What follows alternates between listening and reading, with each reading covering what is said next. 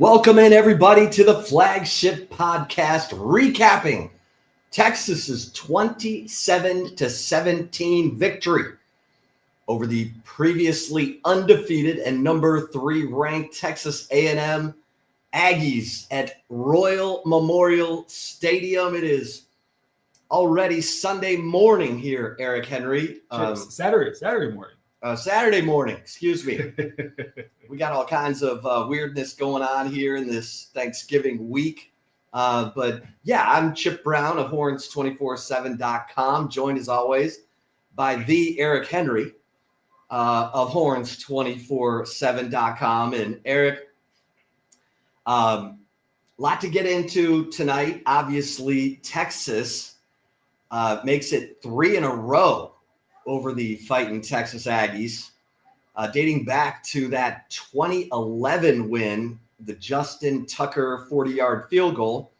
Of course, the 17-7 win at Kyle Field last year, and now this. And for a half, it was not looking so good, Eric. Arch Manning was 8 of 21 passing for 51 yards in the first half, and Texas trailed 10-3. But then it got going. Quintravian Wisner got going. He had a 48-yard run on Texas's first play of the second half, and that kind of ignited him. It ignited the running game. It opened things up for Arch Manning, who suddenly could not miss. He was 6 of 8 passing in the second half for 128 yards and a 22-yard touchdown pass to Ryan Wingo. He was throwing it to Jack Endry. He was throwing it, and completing passes. And Texas they scored 17 unanswered points, Eric, en route to a 27-17 victory. We will get into if this win was enough to put Texas into the college football playoff in the eyes of the committee. Of course, there's still some games to be played. But, Eric, your thoughts? My Chip Brown, what a night it was at DKR Texas Memorial Stadium. If you are a Texas Longhorn fan, when I published my 5 pressing questions, I speculated as to whether Texas would need to play its best game of the season. And quite frankly, they didn't. But they played big when it mattered. That is how they ended up where they are as a 9-win team with 3 wins over top 10 teams. Chip, in the first half, I kind of, sat there. I sit next to you and I kind of leaned over and said, hey, Quintravian Wisner, seems like he's picking up steam, right? And a lot of the Longhorn media, and I'll include myself, I pressed Steve Sarkisian following the Georgia game if there were opportunities to run the football. He noted that he felt the flow of that game got away from the Longhorns, which made it kind of difficult to have a steady and consistent run game. And I'll be transparent, Chip. It felt at times in the first quarter, it didn't feel like the flow of the game was getting away from Texas. It felt like Texas was getting away from Texas. Quintravian Wisner averaged 5.8 yards per carry in the first half. So it was nice to see Steve Sarkisian in Texas, offensive coordinator Steve Sarkisian, allow for head coach Steve Sarkisian, his offense to have success by feeding Quintravian Wisner the ball coming out of halftime. Now, to be clear, Texas' defense, we'll get to them in a second, gave them the opportunity with a key stop, because I don't think it can be really overstated. Texas A&M gets a score before the half. They have an opportunity to double up, right? Go 2 for 1, maybe put this game out of reach. The defense gives the offense a stop, gives them the ball back. Quintravian Wisner rips off, a 46 or 48-yard gain? 48-yard gain on the first play, the first offensive play of the second half for Texas. That set the tone for the run game. You're talking about a guy in Trey Wisner. You can't help but feel happy for him. I mean, Chip, you noted it this Monday. It was your question to Steve Sarkisian. What was it, 33 for $186? My memory serves me correct. Last year at Kyle Field, this guy seems to have, I guess he's earned the title of Aggie Killer, right? Has the Aggies number. He only picked up steam as the game went on. And that drive, of course, led to points. And then the ensuing drive, Trey rips off a pair of first down runs. I believe 1 for 16, 1 for 17. That really paved the way. So Quintravian Wisner's big day, I think, will certainly be a story. I know there's certainly a defensive player that I know you will talk about when we talk about the defensive performance in Austin native who went out the right way. A couple Austin natives went out the right way, but specifically with one in particular who affected this game with a blocked field goal. And quite frankly, that little bit of a jersey he had, right, that he's allowed to on the punt return from Casey Concepcion, he manages to just tug on that jersey and keep Concepcion from running possibly for a touchdown. And the guy, of course, talking about Ethan Burke, did his part as well to really spearhead and pave the way for Texas' win, Chip. Yeah, real quick before we get to Burke, Texas ends up running for 218 yards in this game against an A&M defense that, you know, has had some up and down games, but Texas does it again. And the ground game couldn't have come at a better time. Texas had not run for 200 yards in any SEC game this season. In fact, their highest output was 136 yards rushing against Oklahoma.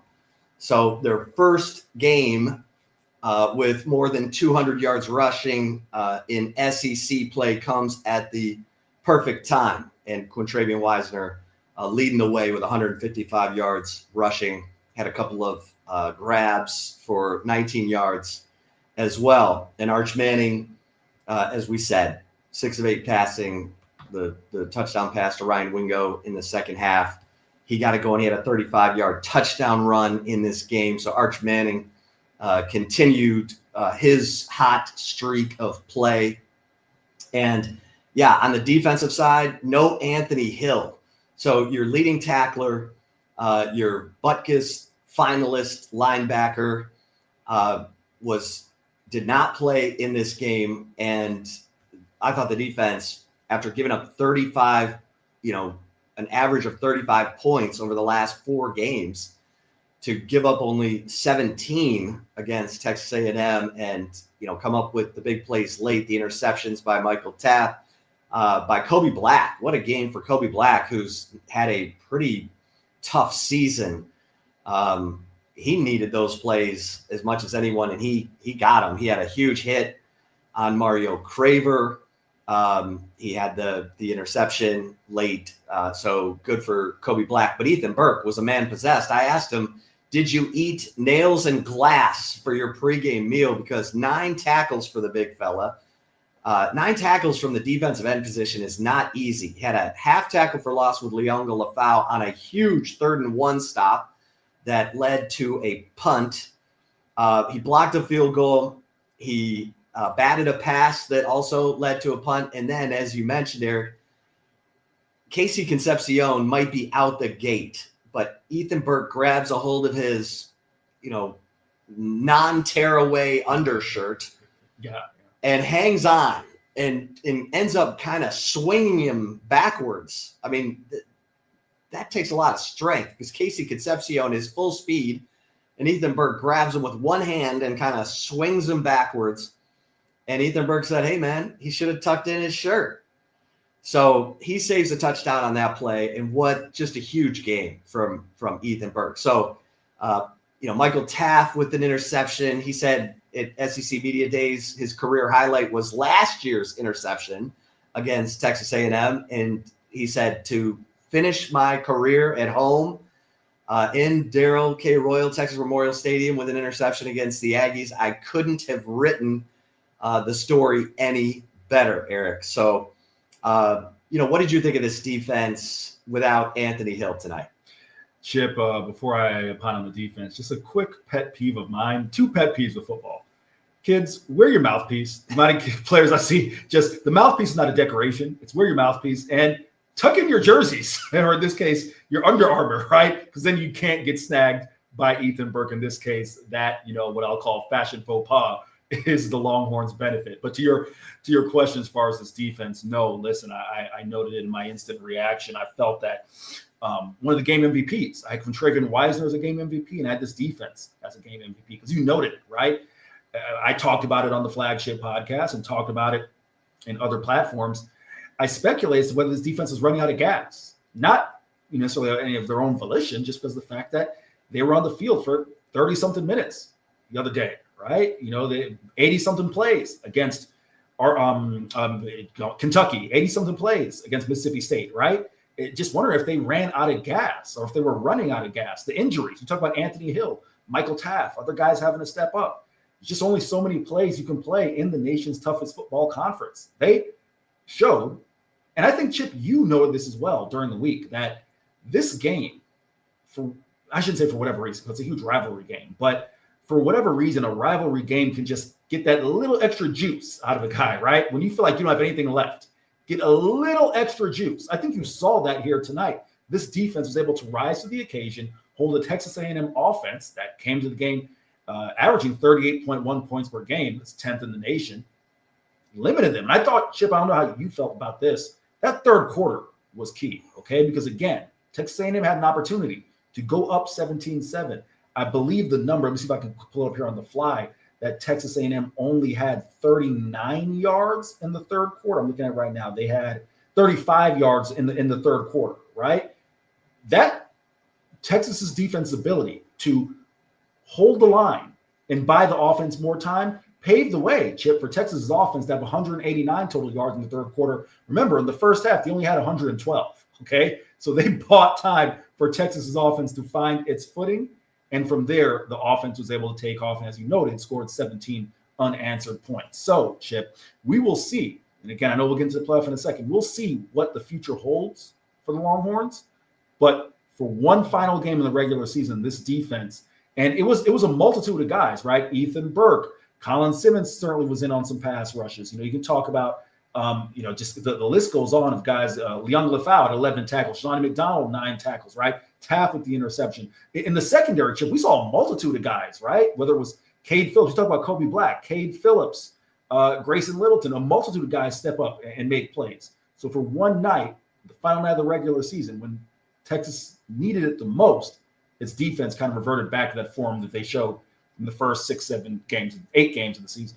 Yeah, it was a complete effort. The special teams, I mean, Jack Bomeister, my goodness, he punted 7 times. He averaged 48.7 yards per punt. He had a 58-yarder, a 54-yarder. Most of them were getting down deep in A&M territory. Mason Shipley hits from 41 and 46 yards out. And Ryan Niblett, had, some nice returns. One was negated by a penalty, but it was a complete game. And, kudos to Steve Sarkisian for not forgetting about Quintravian Wisner, the Aggie Slayer. They were down 14-3 to Georgia, and Steve Sarkisian felt like the game was getting away. Do we try to run and go down 21-3? It was such a weird comment that Sarkisian made after that Georgia game, because it was like he didn't trust his defense. He didn't trust his run game. I don't know what he was trusting, but that's why you get kicked in the teeth by 25 points. And that leads us into the college football playoff, Eric. And Texas moved down dramatically after that loss to Georgia. If they could have kept it close like it was going into the fourth quarter, it was a 14-10 game. But then, they give up the 4th and 5 on the offsides by Colin Simmons. That drive led to a touchdown, and then the onside kick by Kirby. So the committee was like, okay, we're done with Texas. Like, they moved them way down. Well, now they have 3 top 10 wins, okay? They beat Oklahoma when Oklahoma was number 6. They beat Vanderbilt when Vanderbilt was number 9, and now they've beaten undefeated and number 3 Texas A&M. So 3 top 10 wins. And I'll just say it right now, and I'll let you get to the comments that were made by the Longhorns, but Texas has better wins than these teams ahead of them right now. Oregon, Notre Dame, BYU, Utah, Vanderbilt, who they beat head-to-head, and Michigan. Now, Michigan will play Ohio State later today. So, Eric, what did you think of the comments coming out of the Longhorn locker room post-game from Steve Sarkisian and the players? Yeah, for those of you who weren't able to catch the post game, I'll go ahead and just kind of summarize it here, give you some of the quotes. First off, Steve Sarkisian did not want to address it in his opening statement. He had waited to be asked the question. Of course, was the first question asked him. He said, and I quote, "I think we absolutely are. We are absolutely a playoff team," said Steve Sarkisian. He said there are a couple things that are really telling stats. We're the first team since the 2019 LSU team to beat 3 top 10 ranked teams in the regular season. Of course, that team, LSU, I'll just note, went undefeated, won a national title. I digress. I think we have the number 5 ranked toughest schedule in the country.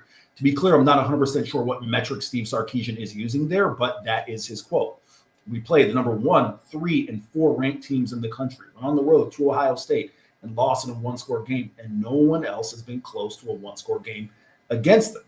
It's part of his pitch. And I thought, Chip, I'm going to say this part and then pass it back to you before maybe kind of finish the rest of the quote, because I'd love your thoughts on this. Steve was very upfront about saying, hey, what message is being sent to the head coaches and athletic directors around the country? You don't want us to schedule Ohio State? Because if we don't, we're 10-2 right now. If we're 10-2 right now, this isn't a discussion. We're in the playoff. But we were willing to go up there and play that game. When you play 5 top 10 ranked teams and go 3-2 in the regular season, I surely don't think you want to punish us. And the last thing, again, I want to get this out, Chips. I'd love your opinion on really all of this. What Steve Sarkisian says, right, whether they make it, we'll find out. I'd love your thought on it. It says a lot of teams in the country have gotten out of tougher games, and they've got nice, pretty records right now. Steve Sarkisian said they weren't willing to go some of the out of conference games we were. And if you look at some of the other teams' schedules who were in front of us, quite frankly, it's comical. It's comical to think that they could have played our schedule. So, Chip, your thoughts? Yeah, I mean, those teams that I mentioned, Oregon, Notre Dame hasn't beaten anybody. They beat USC. Okay. BYU hasn't beaten anybody. They've beaten Utah. Utah hasn't beaten anybody. Vanderbilt, great season if they beat Tennessee, but Texas beat Vanderbilt. And Michigan hasn't beaten anybody and lost to Oklahoma, and Texas beat Oklahoma. So I agree with Steve Sarkisian from the standpoint of how would those teams have fared against 5, top 10 opponents, because Texas beat 3, they lost to 2 of those teams, Ohio State and Georgia. So I think there is an argument, Eric. I think there's an argument. Now, it helps to have beaten A&M by double digits. Yes. That's important. They should have routed Vanderbilt, and they played with their food, and Pete Kwiatkowski started playing prevent defense, and all that did was prevent a lopsided win. So I think there is an argument. Now, we got to see how some of these other games play out, but I think this committee, if you wanted chaos, you're getting it. And we'll see what tomorrow or today brings with all the rivalries, Auburn and Alabama and, Ohio State, Michigan, on and on. But Eric, I joked before this game. I said Texas needs a lottery ticket to get into the college football playoff. Maybe they have a lottery ticket after beating A&M by double digits. Chip, you know me, I'm not much of a hot take guy, but I'm going to give you one right now. I think it's a really strong feeling. If Texas does not make the playoff, I think this is going to be the team. And maybe we're trending this direction anyhow. But if Texas doesn't make the playoff, I think this is going to be the team that causes the playoff field to go to 16 teams. I firmly believe that, because whether or not Texas deserves to be in the playoff, you can make a case both ways. I'm sorry, Longhorn fans might not want to hear this. Chip, yeah, you kind of playfully give me a hard time for being early to stadiums. It paid off here in this regard. We were in Gainesville. You and I were there. The Florida Gators, in order to get to the locker room, they walk down the stadium steps and across the stadium, kind of similar to how visiting teams will walk across the field to get to the visiting locker room here at DKR. Chip, they were nothing but slumped shoulders, bad body language. if the Florida Gators have been punched in the mouth, and they were, if you remember, Grayson Littleton forces a fumble in the first play of the game. If Texas recovers that fumble, I promise you Florida does not respond. I believe that deep down in my heart. That team was ready, no way to say it, to quit. And we saw what happened. Billy Napier, we saw the way things played out. They weren't able to. They gave Florida hope in that game, and we saw what the end result was. Now, with that being said, you beat 3 top 10 ranked teams. I don't care what you want to say about Vanderbilt, Oklahoma, whatever. Still 3 top 10 ranked teams, and then you lose to 1 by 7 points. It's a pretty damn good resume in my mind. I will say this. I do think, quite frankly, as much as people will point to the Florida loss, and I think this isn't being talked about enough, so I'm going to say this and pass it back to you because I really would love your thought on this, Chip. If you don't squeak out a win against Kentucky on the road, or let me rephrase that. If you beat Kentucky in a more convincing fashion, because if you say you don't squeak it out, that implies that if they lose the game.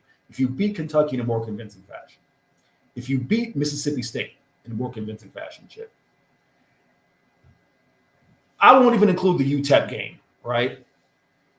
Is there more of a conversation for Texas? I'm sorry, I could be dead wrong. I believe the answer is yes. I think if Texas beats, go ahead. The committee didn't punish them after those narrow wins. They got punished for losing by 25 to Georgia. They were sitting there at 12 before the Georgia game, and then they dropped, down to 17 or whatever it was. So the committee was still giving Texas the benefit of the doubt for, because look, the SEC is a gauntlet. I mean, and if you're, if you're looking at the fact that they lose to Florida, okay, it's understandable.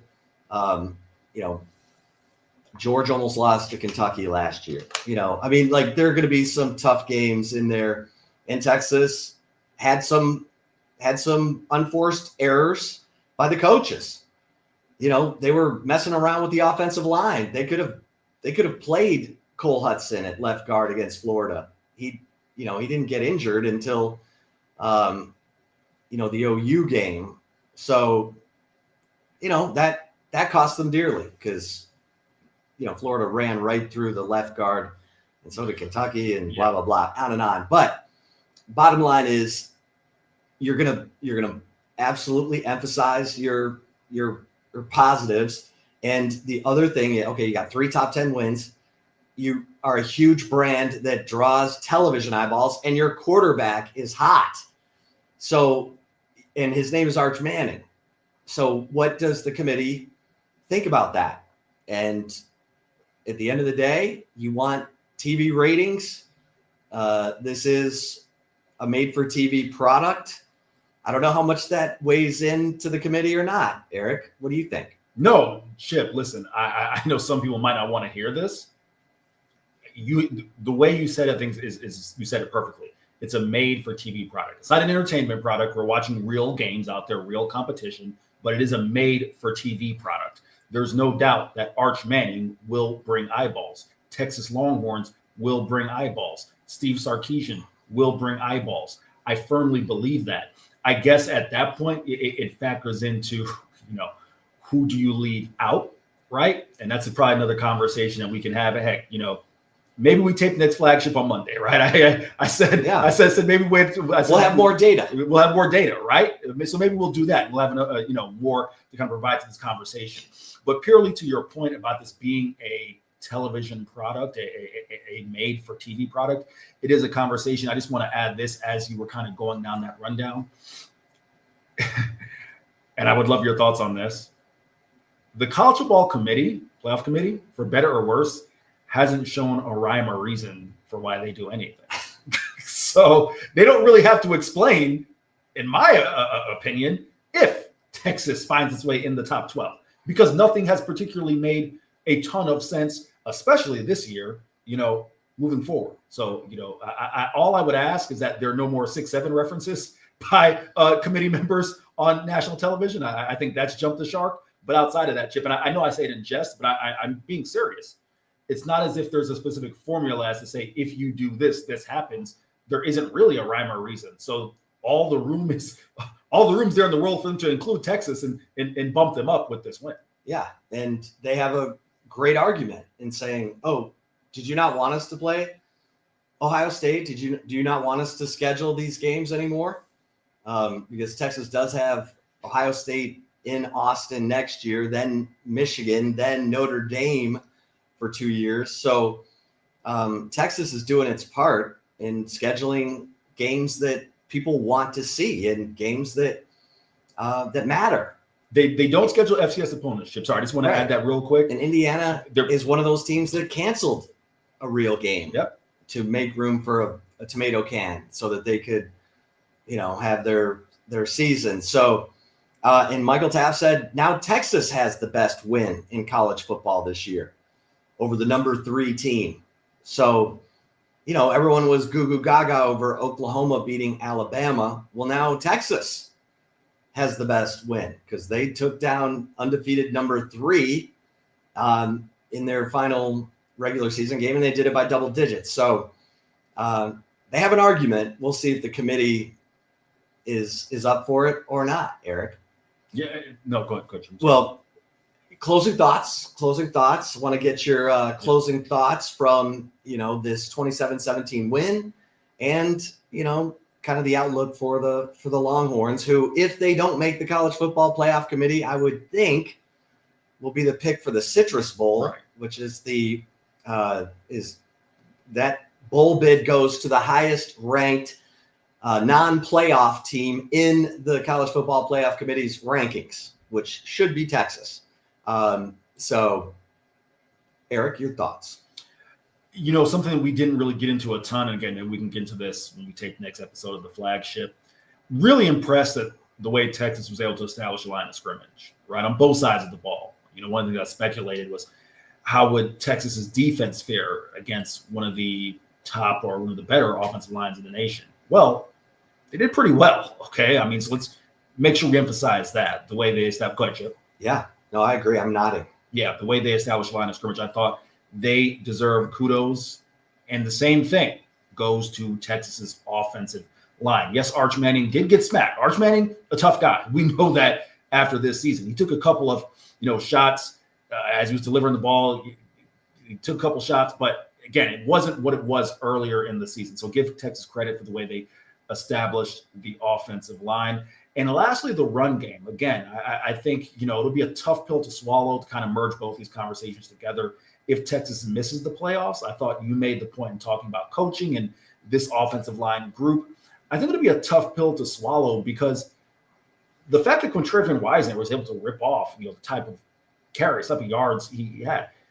Was this the greatest run defense in the world? No, but they weren't, ranked 90th or 100th or 100th or 110th in run defense. This was still a top 45 run defense in the nation. And they put together a hell of a game on the ground. It'd be a tough pill to swallow if Texas doesn't make the playoffs. Like, man, what if we'd be able to run the ball a little more effectively in games, right? What could have been? But for now, Chip, just like everyone else, like you, me, Steve Sarkisian, the Longhorns, we're left to sit and play spectator. Yeah, we will see. We'll see how these games play out later today. And then we'll see what the College Football Playoff Committee is thinking. But Texas has made its statement tonight with a 27-17 victory over the rival Aggies. That makes them, as Michael Taft pointed out, 6-0 the last 2 years against their rivals, Texas A&M, Oklahoma, and Arkansas. So that won't mean anything to the committee, but it means a lot to Texas fans, or it should. And Arch Manning's argument for Texas to get into the committee was, bro, we're playing really good football. And Michael Taft said, we have the best win. And Steve Sarkisian said it would be comical, as Eric pointed out, it'd be comical if we don't get in ahead of some of these teams who've played nobody. So we shall see. But for Eric Henry, I'm Chip Brown. Thanks so much for tuning into this episode of the Flagship Podcast, recapping Texas's 27-17 victory over Texas A&M. Until next time, we'll see you over at horns247.com. Get over there now. We've got great content up from Eric, from myself, from Hank South, Jordan Scruggs, all over the recruiting aspect of this win. So get over to horns247.com and stay there because signing day is less than a month away. And we're already into basketball season. So we'll see you over at horns247.com. Until next time, stay safe and keep the faith.